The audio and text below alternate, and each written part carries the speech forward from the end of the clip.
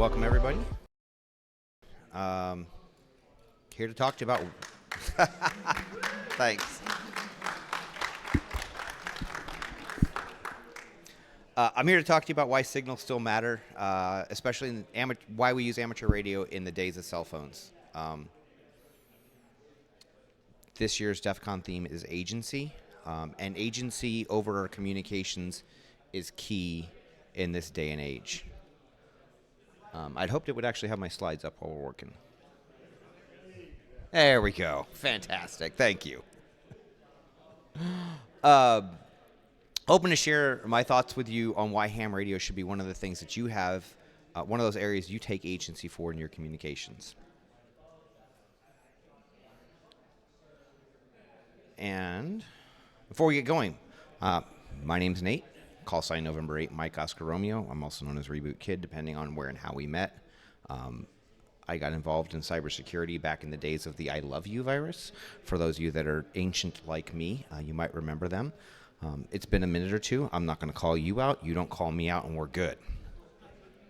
I actually got involved in ham radio during COVID because if you can't tell, I like talking and talking to new people. I genuinely missed engaging with new people on new topics, and I thought amateur radio would be a safe way to do that.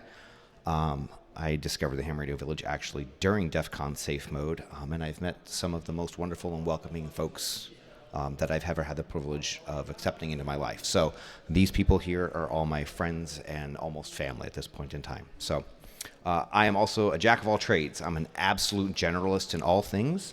So, you know, take that in mind when you're listening to my advice, what we're doing here. Compare it to your own experiences. And before we get into this talk actually came from a conversation I had with somebody they didn't actually understand why radio. They're like, why? You've got a cell phone on your hip, right? And so I got inspired during those kind of conversations, and I asked a whole bunch of people who had kind of a rough idea of what ham radio was, but not really any details. And I said, okay, so what benefit do you see ham radio bringing into the world? And when I asked that question, I really thought I was going to get comments about emergency preparedness or recitations of the ARRL, when all else fails, amateur radio. Or folks leaning to the prepper mindset, which is very invasive in this hobby.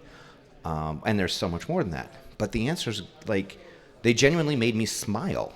One person's response really stuck with me, and they said, it kind of doesn't matter where you go. Everywhere you go, you have a community. And somebody else said, in this day and age, when you're talking to somebody on the radio, that's a real person. There's no question when you're talking to AI or a bot or anything like that. And so I got these questions, and I think they kind of speak for themselves. This is the kind of agency, this is the kind of human interactions and things that become and are available to us as we radio operators are doing. So, that's the inspiration for this talk is, somebody else said, you don't have to pay a subscription to communicate. Somebody else said, I always see people out there helping. And I asked them to explain what they meant a little more about that. And they said, it's different. So the individual was actually a park ranger. And they said, whenever there's a public event, there's some ham radio dude out there making sure that little Timmy or Sammy or whoever's out there running is properly hydrated, is well cared for. And that's a way to give back to society. And that's those things. So those questions were fantastic. And those were the drivers for why we're talking here today. And plus, one of the things I talked about one of the questions was, your phone will lie to you. If you look at your phone right now, how many bars of signal do you have? Yeah, full strength, right? How many people have actually done a speed test to see how effective those bars of signal strength are? So the reality of it is our phones will tell you they work, and they don't always work. And they'll tell you they have signal, you don't have service, right?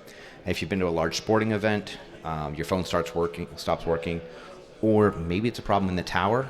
I live in California where wildfires are a thing, and sometimes the towers just get overwhelmed by people trying to check in. Like that happens. And so the infrastructure's up and working, but it's just a deluge trying to go through a very small funnel, right? So sometimes it's the uplink, sometimes it's tower, it's saturation, sometimes some third party decided you talk too much. Or as we saw, with a Cogent network, a peering agreement expired between two different cell phone companies, and then AT&T couldn't talk to Verizon, right? That's not your fault. You had nothing to do with that. But suddenly you've got a paperweight. It does nothing. So these are the realities of that subscription economy, and why when you let your agency for communications go, you don't really end up owning that device. You don't own the circuit. You don't own anything. If the phone company decides that, hey, Nate's phone is now on a blacklist IMEI, I can't even go and sell that thing anymore, right? It's just gone. But that's not the case in the radio art, and I do consider ham radio an art. As much as it's a hard science, as much as it's geeky, there's an art to it, right? None of those restrictions exist in our space. As long as we've got our radios, you own that setup. As long as you've got it in your hands, as long as you have that control, you're the technician, you're the service provider. You build that infrastructure and that communication that you want to use. You build it for how it works for you, and you're absolutely in control over everything. And because you're in control, you're playing in a space where experimentation is not only allowed, but encouraged. It's impossible to say if we'd have ever developed the modern internet if it wasn't for the X25 protocol. I'm of the opinion that that wouldn't happen, but X25 was actually first developed on ham radio, and that was our first gateway into modern internet. We would have struggled to get through high speed of digital text in the 19th century if it wasn't for ham radio and RTTY. You guys have heard about news stories. That's actually RTTY. That's how news services exchange that information. And that was another ham radio operator that was just experimenting. How can I put that information out there? And then, of course, the military grabbed it. So, they took it back from us, and then they gave it back to us eventually. But that legal sandbox that we play in has brought us things like APRS. It's a packet network. It's commonly used for vehicle tracking. The people that developed LoJack and other stuff like that stole that idea from ham radio, right? And it's more, right? The APRS is not just vehicle tracking. It is a data network. And so anything you put on there, you can actually have a self-assembling mesh network that exchanges information between nodes, and it's a store and forward approach, and there's a time to live so that you don't saturate everything. But that's completely developed by amateur radios operators and provided for amateur radio operators. And that building of ad hoc networks that we first started seeing in the 70s with APRS has actually given rise to new things. Today we've got the Arden network, and if you look right all over there, you'll see an Arden node all the way up there. Arden stands for Amateur Radio Emergency Data Network, and it takes the concept of Wi-Fi mesh networking, overlays the amateur radio spectrum right on top of it, and gives us wider bandwidth we can use and more power we can use. And it's just hacked hardware, because we're hackers ultimately. That's what we do. We hack on shit. So Arden is just hacked together commercial off-the-shelf hardware that's designed to play in the ham bands. And so you can use Arden self-assembling mesh network to get a mesh network running that's 25 or 30 miles between nodes and have full speed bandwidth the whole 9 yards. And that's an IPv4, IPv6 network, right? But none of that would have been available to be developed without the openness. In amateur radio, the air is open. The protocols are open, and heck, if you want, you can publish your own protocol and then use it on the air. If you've got some idea of, I think I can do better with some new kind of modulation and get, gigabits of data streams, you can do that. Your radio license is not just a license to control your communications, it's a license to experiment with your communications. And, like I said, we can experiment, we can hack on things. We've come a long way since the humble beginnings of the 70s. We have, in the lower right here, we have new radio. I'm sorry, yeah. And, sorry about that. I'm going to start on the upper right where we actually have 8.4 gigahertz antenna. What you probably can't tell is that's the lid from a pressure cooker behind that. It just happened to be the right size and the right shape. And that he used that to dump images using software from the Stereo A satellite. So NASA was in a situation where they actually couldn't get information from a satellite right then, and because of some fires happening, he built this out of parts, borrowed software from another amateur radio operator, and pulled down the data in an afternoon. I mean, we're the OG hacking hobby. Like, we go way back. Spark gap transmitters, yeah. Like, that's just generating a spark, and it was wideband. And you can actually see the design reference from the, I say 1900s, but I mean the 1800s for that, or the 18th century. Like, it's old technology, right? But it's still there. It still works, right? And hacking those dishes can have interesting results. What you see in the background is the Triton 1 satellite. And Triton 1 was actually lost and presumed dead by the operators of it until some idiot ham radio operator, hold on, let me get the call sign, PI9CAM, came up with the idea of, you know what, screw it, let's throw more power at it. And so built a 400 watt, 70 centimeter rated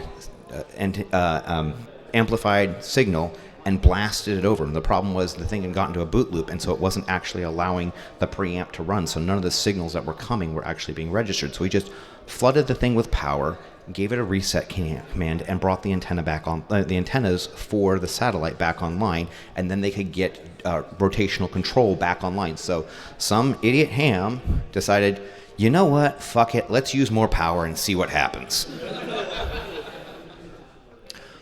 That's the hacking side of things, right? But that's the reality. Like, the license to experiment doesn't stop here on this planet. And we are hackers, right? We do things in our own weird ways. We don't need some wire or something to connect from one part of the planet to the other. We have the ionosphere itself.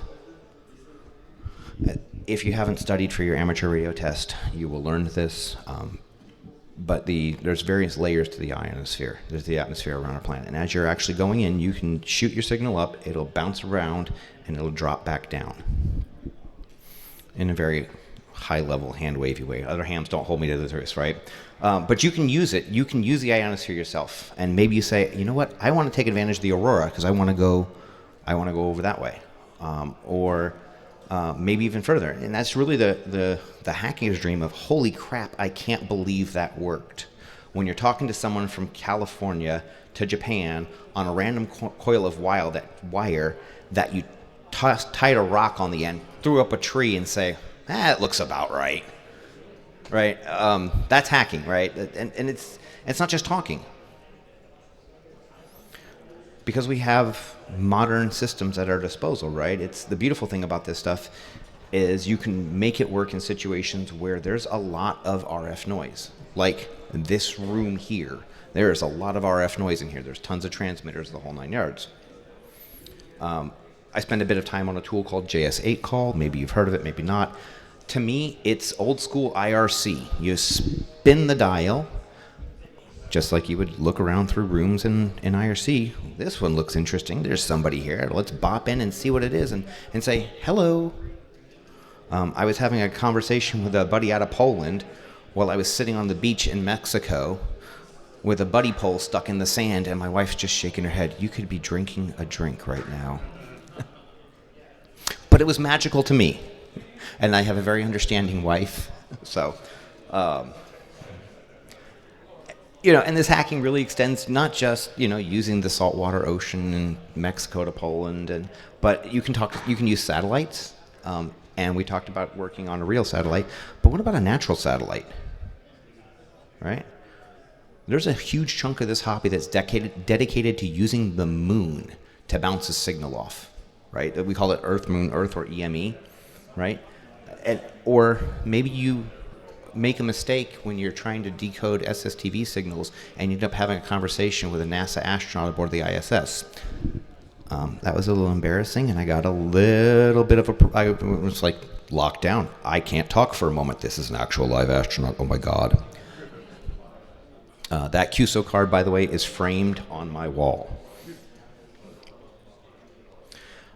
It's just, or use a satellite. It's fun, right? And you can do all of these things dynamically on the fly because you know that if you got to deal with the fact the ISS is moving over you at 8 kilometers a second, and those speeds, the Doppler shift starts to get real. So you hack together some better antenna, and you're spinning the frequency knob while you're having this conversation, and you're trying to, oh my God, don't let me lose this. Yeah. My neighbors have looked at me very strange. And it's more than just hacking on the physics stuff, right? There's also, that is your communication. You're not dealing with what some company wants you to see or hear. You're choosing what it is. There's no algorithm that's manipulating your options and putting certain things in front of you. You're making those active choices. You build the real relationships. You're exposed to different ideas and different people.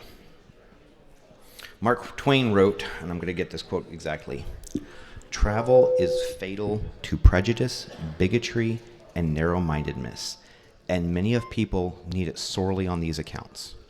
Broad, wholesome, charitable views of men and things cannot be acquired by vegetating in one little corner of the earth for all one's lifetime." And it's more than that. Travel is a great way to be exposed to different people and different thoughts. And so is amateur radio.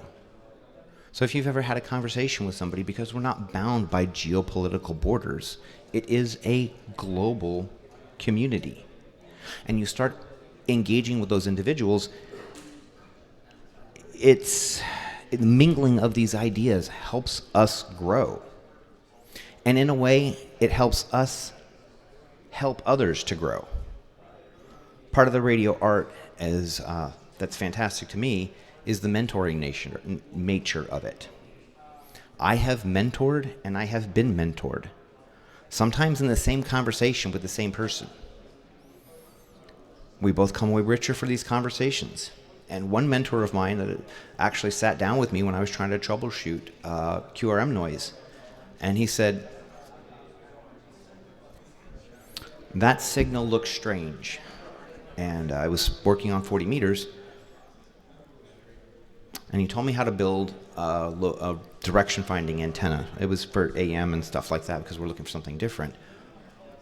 It ended up being my next door neighbor's oxygen concentrator that was malfunctioning. It was the pump was failing, it wasn't putting things out, it wasn't concentrating, and so this woman was not getting the oxygen she needed.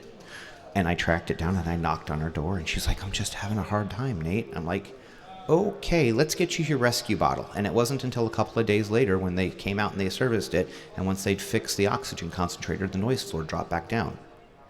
And I was talking to my friend about it, and he's like, "Okay, so we can put a trap in your line, and so if it ever happens again, you won't hear it." I'm like, hell no. Leave it alone. If it goes back again, I want to know. But that's that community, that's that mentorship, that's that engagement, that's that people part of things, and that's where we start exercising our agency over our communications. And these connections, these communications, they take all kinds of shape and forms. Don't think of ham radio as just something that keeps on your hip. Think of it like a network. anything you can do online, there's an analog and comparison, not analog as in not digital. There's an analog version of it. Analog ham radio, right? So it's not, anyways, it's digital ham radio on analog air. It gets wiggly woggly when analog is the same word. But amateur radio is an incredibly broad topic. It brings together many areas that we don't think of ham radio per se. We're seeing a huge resurgence in RF because hackers, us here, are building decentralized networks like Meshtastic and Arden, right? We're decoding images and transmissions from the ISS, which is top center one. I actually pulled that. Using nothing but basic handheld radios. We're pulling live weather satellites. And directly from space on a $20 little SDR, right? We're routing IP packets. We're doing VoIP. We're doing web traffic and off-grid networks. It's not some museum piece amateur radio anymore. It's an active, high bandwidth application that you can stack and build on today and do whatever you want with it within the limits of your license class, of course. If you want low power communications or site monitoring, Meshtastic is your tool, and that was built by a ham radio guy, right? LoRa, Meshtastic, Mesh Core overlays, look at that. That's the things, right? And we even have, way back there, active monitoring of what the mesh is doing here at DEF CON. Or you want to see the weather from space yourself, or you want to send your buddy your favorite meme. Side note, we do have an SSTV selfie station. You can see yourself on SSTV. I do encourage you to do that. It's kind of fun. Or you can just key up and send a SpongeBob meme or whatever. Not that I have sent SpongeBob memes today, but maybe. And if you're like me and you got into hacking from a hardware background, 44net. So we have a chunk of the IPv4 called 44net that's carved out for us. I mentioned Arden. Whatever utility or need you have for communications, there's a ham radio version of it, and you can do it, and your rights and your agency are preserved in that. And of course, beyond hacking on hardware, there's software. There's utility in the hobby. Ham radio is there to make sure things like the Boston or Chicago marathons go off without a hitch, right? That's that community service stuff we talked about. Race events go into really remote places. The Baja 1000 depends on amateur radio because there is nothing else that can get there. When they drop down into some of those canyons, not even satellites can hit them. If it's not for ham radio, those events don't happen. Directing of emergency for those in need. As a ham, you can go anywhere with a radio, a battery, and option a laptop and deploy a communication station in a matter of minutes. The concept that it's literally using the concept that modern Marines use today. So the stuff that we worked on and built as hams, modern Marines currently use. If you've ever watched a Marine doing, they're actually dragging a 22-meter antenna, whatever their band is, it's close to ours. They drag it right along the floor, and they run it in NVIS mode. As they're walking, they're dropping that antenna, and when they're done, they reel it back up. It's just a thin, narrow wire. And these concepts are good. And of course, there's fun. Who doesn't love a good CTF? Who doesn't love finding those things that people have stuck out in the middle of nowhere? Maybe we call it a fox hunt or radio direction finding or whatever. It's kind of like geocaching with radios, and that's fox hunting. And sometimes there's even clues that in the signal. So if you're doing the fox hunt downstairs, get yourself a Morse decoder. You might find that there's some clues in there. And then there's the human reality. There are 3 million people on this planet who hold a license to operate in these frequencies. And that number is just getting bigger. It's just getting bigger. And none of us are out here doing this for a paycheck. We're doing it because we're humans. And humans have a need to connect to and to talk and engage with other humans. Maybe it's search and rescue people responding to a help note. That was actually a mom and a kid that were stuck in off of Highway 88 in California. A ham radio operator ended up finding them and radioing them in and getting positioned to these people. If it wasn't for them, the kid probably wouldn't have made it. So maybe it's search and rescue using VHF to track missing people. Maybe it's Ham setting up HF email nodes after a hurricane wipes out. I don't know if you guys remember, there was a hurricane not too long ago, and Ham was the only thing in or out. And we even had to get off some of our stuff because the military's like, nope, we need that. Bye. The reality is our needs to communicate and our needs to own the communication have never been more clear. And of course, you don't have to pay for this. Like, you buy your hardware, it's a one-time fee. You buy your cell phone, it's a one-time fee. But you own it. You own it soup to nuts, start to finish. You don't have to deal with someone deciding that you need to pay more per month. How many had a subscription service go up in cost? And you're like, I guess I just pay more for my phone bill now, right? You're not going to have some ISP disconnect you because they don't like the volumes of traffic you're sending. That doesn't happen. You build your network how you want it, you run it, you use it, you own it, and you get to keep doing that for as long as you want, as long as you're respectful of everybody else. And of course, now that you've found this right group of people, us merry bands of miscreants, that you've got the equipment, and now you've got both the human and the digital network. And so you start using your radio in ways that works best for you. Maybe you're doing citizen science for NASA. Very top, and checking out what happens when solar eclipses hit the planet. What effect they have on airways, ionosphere. Maybe it's public safety events, and maybe you're using it as a STEM teaching tool, which is one of the things I like to do. Letting the kids understand what a radio wave is and why it matters, and why we have the weird antennas on our roof from the old days, right? And really just, I want you to take control of your physical layer. I want you to own that. I want you to have your agency there. So if you're already licensed, get on the air. If you haven't been active for a while, just push that button. If you're not, right next door, we're running free testing. We will tell you what the questions are, what the answers are, and why. You can test right there, do it. And it's DEF CON, and this is the hacker fashion. You can brute force this exam.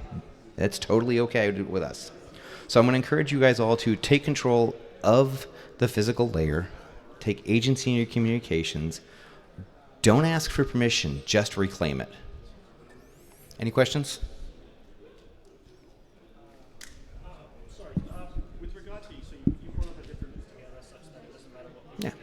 For those who might not have heard, the question basically stems down to everybody's in all kinds of places. Some people are on bands 1, band 2, high frequency, very high frequency, mesh task, the whole 9 yards. How do you bring them together?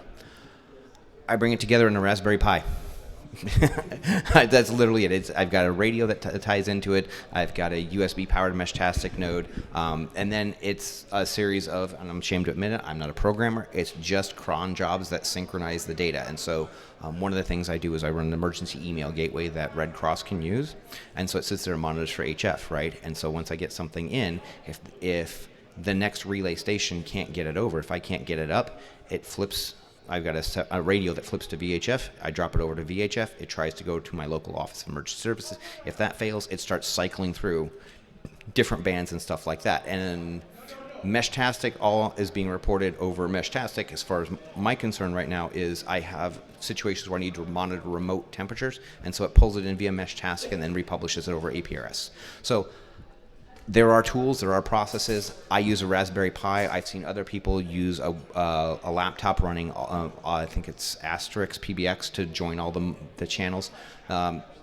Again, we have the agency. We get to choose how we want to do things. I just like cron jobs in Linux. Anything else? Thank you, everybody. I appreciate you.